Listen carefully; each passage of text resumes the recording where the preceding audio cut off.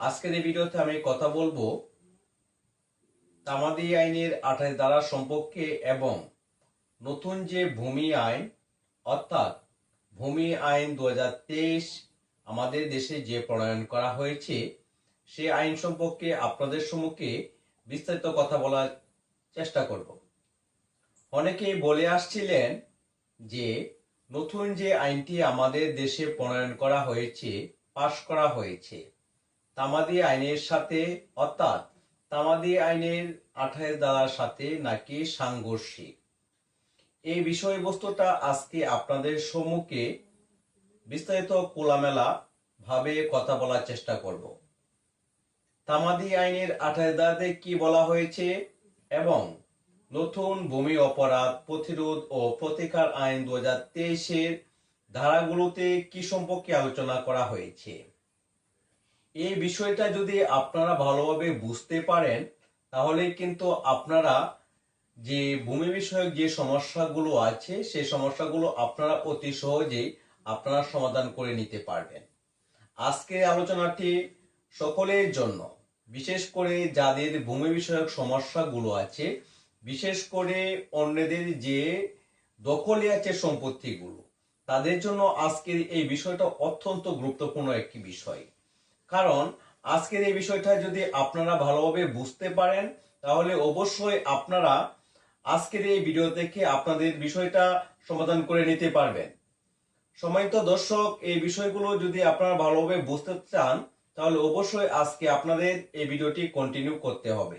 তামাদি আইনের 28 ধারা এবং নতুন ভূমি আইনটি যে আমাদের দেশে পাশ করা হয়েছে, এই দুইটা আইনের মধ্যে একেবারে ভিন্ন রূপ আছে। কারণ তামাদি আইনের 28 ধারাতে আলোচনা করা হয়েছে কেউ যদি প্রকাশ্যভাবে এবং মালিকের জ্ঞাতসারে যদি কেউ কোনো জমিতে অর্থাৎ ব্যক্তিগত জমিতে যদি কেউ 12 বছর দখলে থাকে, সে নাকি এই ভূমির সত্ত্ব নাকি মালিকানা অর্জন করতে পারে। এটা কিন্তু তামাদি আইনের 28 ধারাতে আলোচনা করা হয়েছে। অর্থাৎ সরকারি সম্পত্তির ক্ষেত্রে 12 বছরের বদলে 60 বছর হতে হবে, এরকম যে বিধান করা হয়েছে।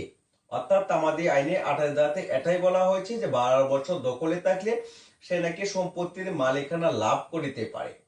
তবে আমাদের দেশে নতুন যে ভূমি আইন অর্থাৎ ভূমি অপরাধ প্রতিরোধ ও প্রতিকার আইন 2023 প্রণয়ন করা হয়েছে, সে আইনে বলা হয়েছে কেউ যদি আপনার জমি দখলে রাখে তার কাছ থেকে আপনি সেই ভূমিটি পুনরুদ্ধার করে নিয়ে আসতে পারবেন একদম অতি সহজেই।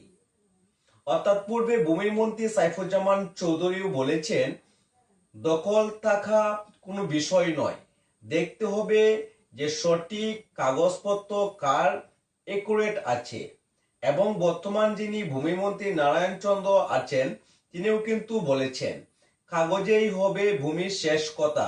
অর্থাৎ দুজন ভূমিমন্ত্রীর কথা অনুসারে এই কথাটি প্রমাণিত হয় যে দলিল কাগজপত্র রেকর্ড যার সঠিক থাকবে সেই প্রকৃত মালিকানা লাভ করবে। এখানে কেউ দখলে থাকলেও কে কিভাবে মালিক হলো সেটা দেখার মূল বিষয় নয়। মূল বিষয় হলো কার কাগজ সঠিক আছে, কার কাগজ একদম একুরেট আছে সেটা দেখতে হবে। যার কাগজ সঠিক 100% রাইট থাকবে সেই কিন্তু প্রকৃত ভূমির মালিকানা হবে। এখানে তামাদি আইনে 28 দ্বারা কোনো ধরনের প্রভাব ফেলতে পারবে না। কারণ ভূমিমন্ত্রী এবং বর্তমান ভূমিমন্ত্রী এবং নতুন যে আইন প্রণয়ন করা হয়েছে সেই আইনের অনুসারে দখল কোনো বিষয় নয়। জমির কাগজ দেখতে হবে, জমির কাগজ কার সঠিক আছে সেই কিন্তু প্রকৃত মালিক হবে এই নতুন ভূমি আইনের মাধ্যমে। অর্থাৎ যাদের মনের মধ্যে একটা কটকা ছিল যে তামাদি আইনের 28 ধারাটি এই ক্ষেত্রে একটি বিরুদ্ধ হিসেবে দাঁড়াবে, সেটি কখনোই হবে না। কারণ পূর্বের ভূমিমন্ত্রী, বর্তমান ভূমিমন্ত্রী এবং নতুন যে আইন আমাদের দেশে করা হয়েছে সেই আইনের ভাষ্যমতে যার কাগজপত্র একদম সঠিক থাকবে সেই কিন্তু প্রকৃত মালিকানা লাভ করবে।